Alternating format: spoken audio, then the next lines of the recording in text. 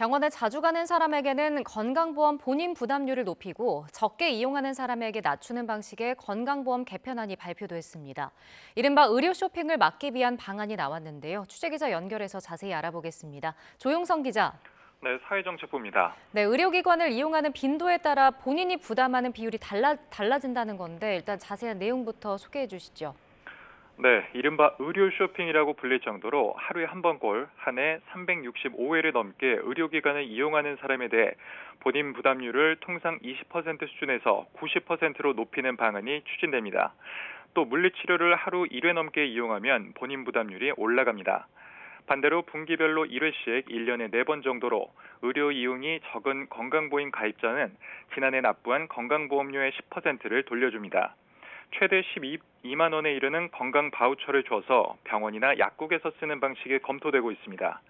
이는 건강보험의 재정 건전성을 지키기 위한 조치인데요. 이에 더해 유튜버 등 새로운 형태의 소득에 대해서도 보험료를 부과하며 정부는 새로운 재원을 발굴해갈 계획입니다. 네, 정부가 이른바 혼합진료 금지 방안도 함께 발표했는데 이건 어떤 내용입니까?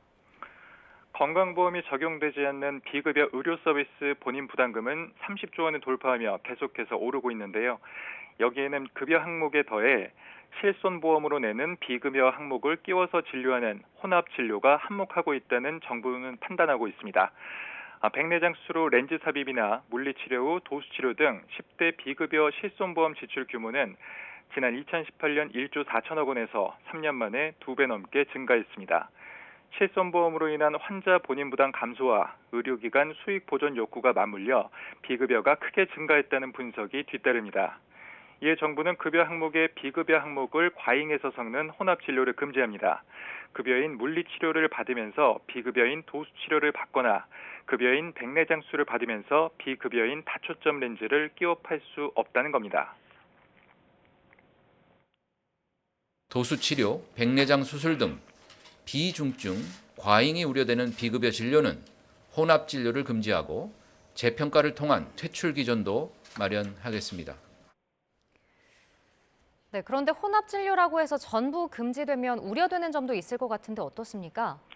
그렇습니다. 그래서 복지부는 혼합진료를 모두 막는 것은 아니고 과잉 또는 비중증 과잉 의료가 되는 것들을 선별적으로 관리하겠다는 의미라고 설명했습니다. 예를 들어 도수치료 자체는 과잉진료가 아니지만 보통 물리치료를 받고 또 도수치료를 받고 하루에 2번을 받기도 해 이는 의료적 필요성을 넘어선 것이라며 의료적 관점에서 당장 필요성이 크지 않은 비급여 진료를 줄이겠다는 뜻이라고 덧붙였습니다. 앞으로 금지 대상이나 방식, 시행 시점은 대통령 직속 의료개혁 특별위원회에서 논의해 구체화될 예정입니다. 네, 그리고 건강보험료율 상한을 높이는 것도 본격적으로 논의가 시작된다고요? 맞습니다. 정부가 건강보험료율을 법정 상한을 높이는 방안에 대한 사회적 논의를 시작했다고 밝혔습니다. 앞으로 5년간은 건강보험 재정이 안정적으로 유지되겠지만 고령화 등으로 의료 수요가 늘어날 것에 대비하기 위한 것입니다. 현재 건강보험료는 법에 따라 월급 또는 소득의 8%까지 부과할 수 있게끔 묶여 있습니다. 지난해 건강보험료율 7%를 조금 웃돌면서 상한에 가까워졌는데 앞으로 저출생과 총인구 감소 그리고 저성장 기조 때문에 보험료 수입이 정체돼 재정의 지속성에 우려가 제기되고 있습니다. 이에 5년 이후에 건강보험 재정을 고려해 원론적인 수준에서 적정 보험료율 논의를 시작하겠다는 것이 정부의 입장입니다.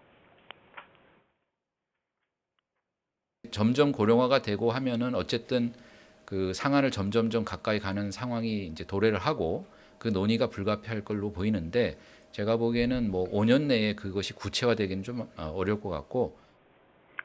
이 밖에 국민건강보험의 진료비 지급 방식을 개선해 업무 강도가 높고 위험한 필수 의료 분야에 대한 보상을 강화하는 방향으로 개선해 지역 필수 의료 분야에 건강보험 재정 10조 원 이상이 투입됩니다.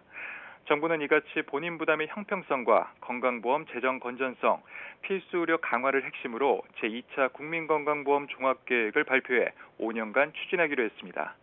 지금까지 사회정책부에서 YTN 조용성입니다.